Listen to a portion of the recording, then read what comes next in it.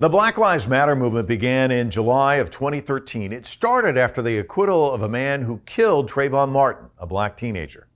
Since then, BLM has brought awareness to the deaths of African American men and women, especially at the hands of police officers. Some of these victims are memorialized in the artwork of Nikkolas Smith.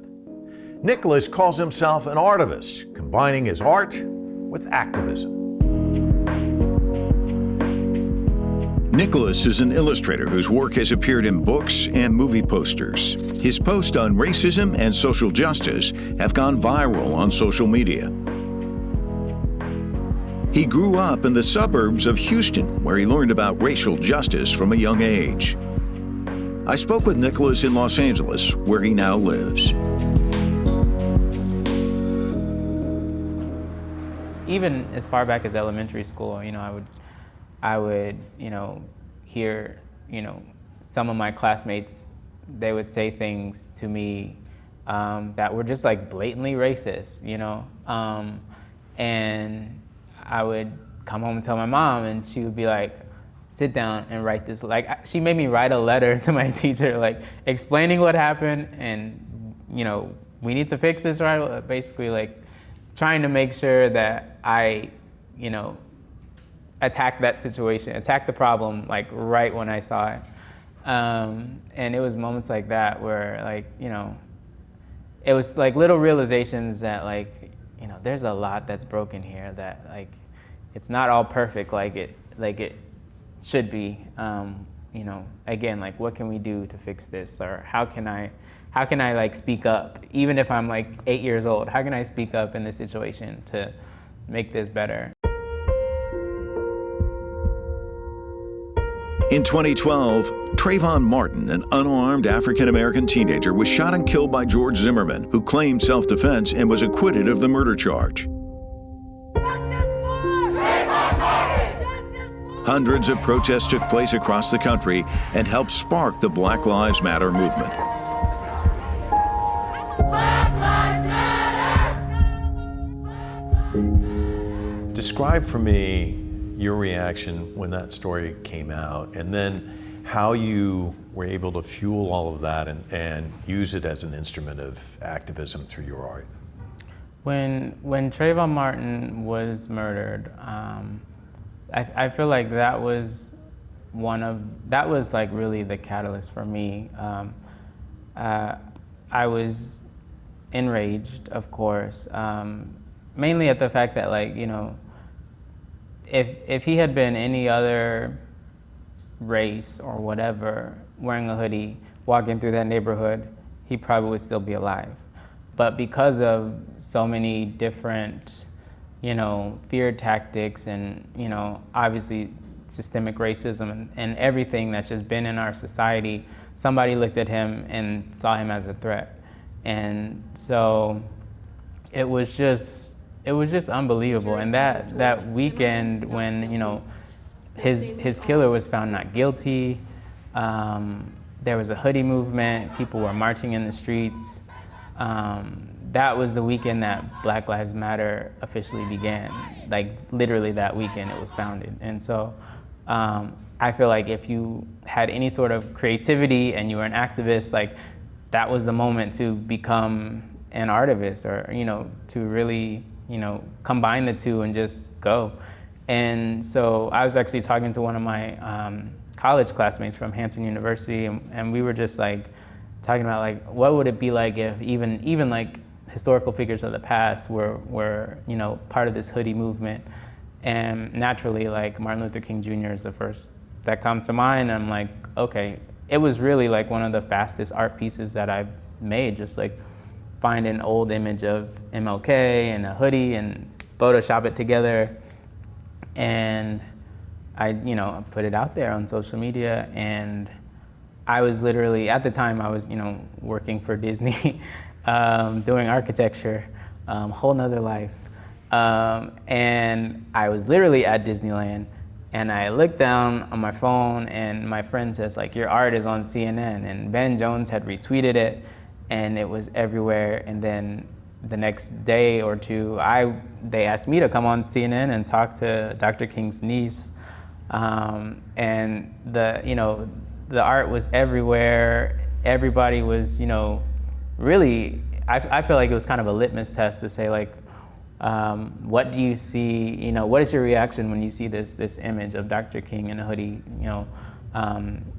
Conservative people were saying that you were like, I was tarnishing his image, and because, I don't know, we'll get into that, but like, I felt like the whole point of the piece was to say, like, you shouldn't judge anybody by their outward appearance. Like, does this image of Dr. King in a hoodie make you look down on him, or like look at him as less of a person because he's wearing a hoodie, the same hoodie that Mark Zuckerberg wears, or it's a hoodie, like it's an article of clothing, but you combine it with black skin and now it means thug, or it means criminal.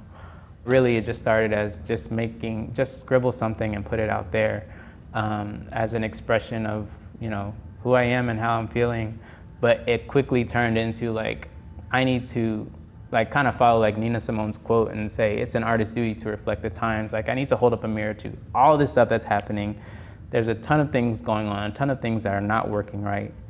And really, it's like people are scrolling so fast on social media, and it's like it seems like art has the ability to make people stop and like say, like, what is this? And so with Artivism, it's been an amazing journey, because not only can I use art for entertainment or like, to get people to stop, but like once they stop, it's like, now I can teach them about this thing that just happened, or I can, get them to contact their district attorney, or, make a call, or, add their name to this petition, do something to like everybody. I feel like a lot of people really want to do something to help, and it's like, they don't really know all the time what to do. Right. And so, we all have these phones where we're looking at these screens, and, we want to be able to help immediately. And, a lot of times the Artivism can help kind of steer people. Nikkolas's portraits have launched deeper conversations about race and the way American society portrays black people. I can't breathe. Please, the knee in my neck. George Floyd was a black man who was killed by a Minneapolis police officer in 2020. Floyd repeatedly said he could not breathe as the officer knelt on his neck. One of Nikkolas's most well-known portraits is of Floyd.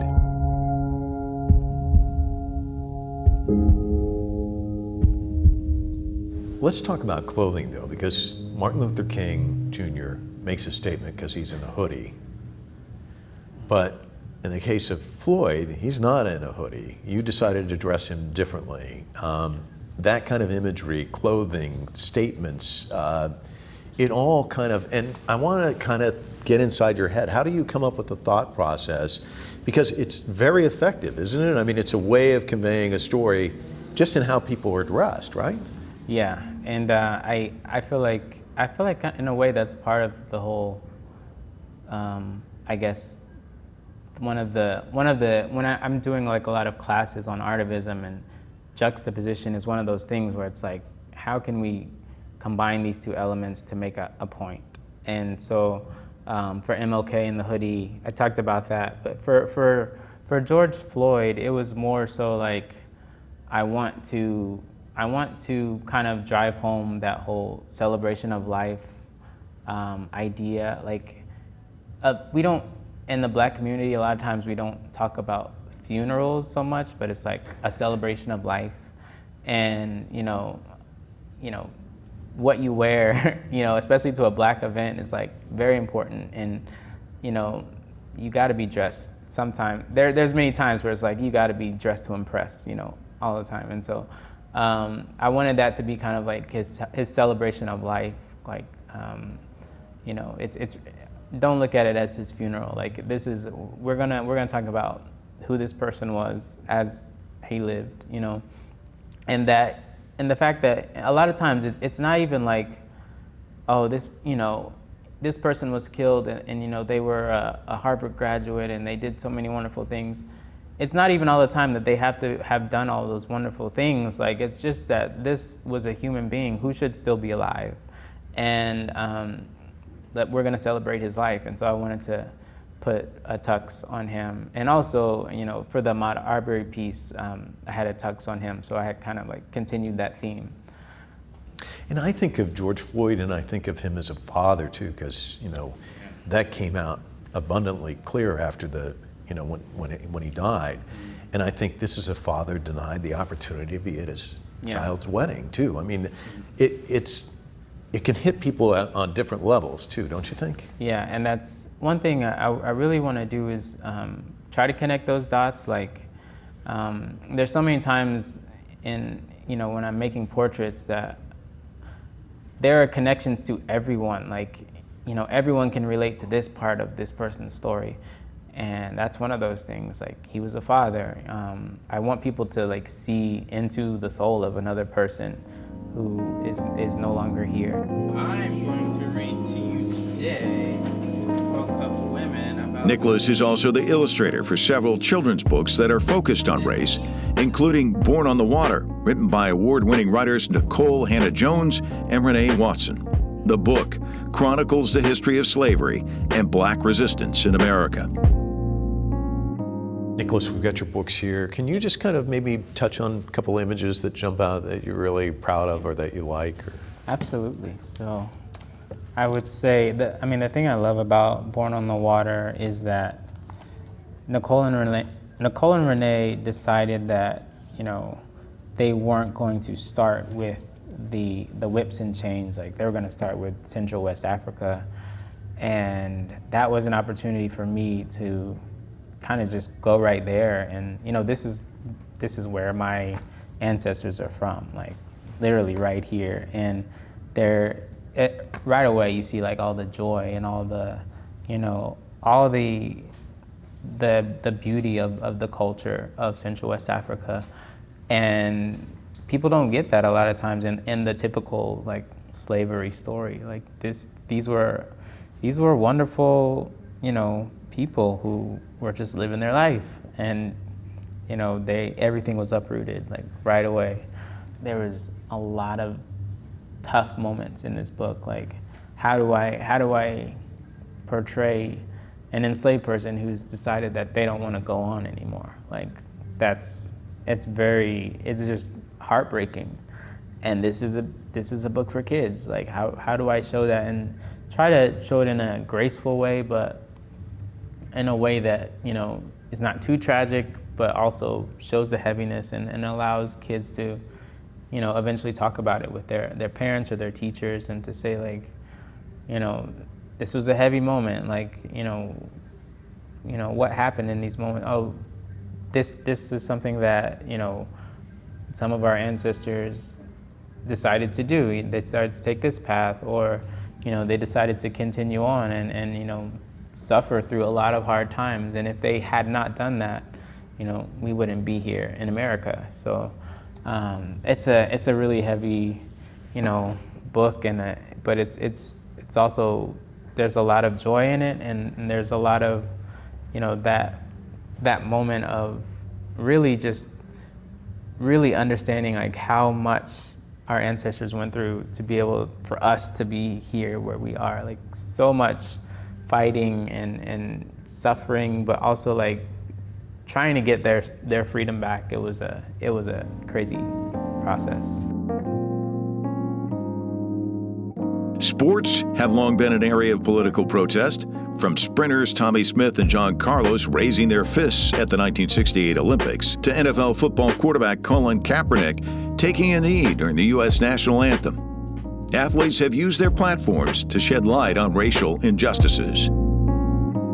Systemic racism, you know, one of the things that really has become rather abundantly clear of late, although I imagine to you it's probably been clear forever, this kind of double standard. I mean, you look at Colin Kaepernick, he takes a knee, he calls attention to police brutality, Black Lives Matter, blackballed from football.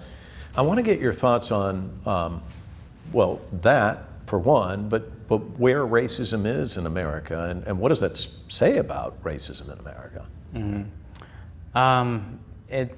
It's moments like that where I think back to some of the art pieces that I make, where I want to I want to highlight who is speaking out as a patriot, who is speaking out for the ideals that America stands for, and who isn't. You know, Colin Kaepernick, I have an art piece of him taking a knee, and in 2020 it was put on billboards in LA, and it was written in giant words, "Patriot," underneath, because it speaks to what he was fighting for. He was fighting for justice for all. Like, that's patriotic. And really, if you look at all of it, it all boils down to racism and, you know, power structure in this country and how it was all founded, and, you know, who has been in charge for this whole time and who feels like they're trying to keep other people in place and all that stuff. And it's, you know, unfortunately, that's the hierarchy that was created in this country from the beginning. And it's you would be surprised to see, like, how, I don't know, how crazy, like, things, like, people who are in power, when they see people shaking that ladder, like, trying to make things, like, just and equal for everyone, like, people in power just freak out. And so you'll see the people who have been hurt, you know, Colin Kaepernick, people who have been, you know, knocked down for trying to speak out about these things. They have been knocked down because they want that equality. And so it's pretty much the same story every time. It's the same story, like. But you're shaking the ladder. Do you worry about that? Yeah. No. No? I don't. I don't. I just, you know, I keep making the art that I feel like I have to make, because, you know, I do want this world and this country to be better for, you know, for future generations, for my son when he's older. He's only 2, but at some point he's gonna see all of these broken bones as well, and he's gonna see, you know, what isn't working right, and what did everyone do to try to fix this or make it better. And so I'm gonna keep making the art. I'm gonna keep doing it. Let me close with one final question. When do you see that little guy in your lap reading these books that you never had as a child, and kind of teaching him about the world through your books? And what's that moment going to be like? That will be one of the most special moments of my life. He is currently doing a lot of, like, gibberish and trying to form words together. And I just know that, like, the moment that he starts to, he's gonna start preschool soon, he's gonna turn 2 years old soon, and very soon we're gonna be sitting down with him with all of these books and showing him, you know, a little bit of, you know, his history. You know, he's a his parents are Black and Romanian, Hungarian, Italian. I think it's really cool that I can, you know, pull out all of my books and show him different parts of his life, different parts of the world that he lives in, and show him, like, this is where you can make a change. Like, this is what's not working right and wasn't working right for your great grandma and still isn't working right, and this is how you can help make it better, you know. Fantastic. Thank you so much. Thank you. I really appreciate it.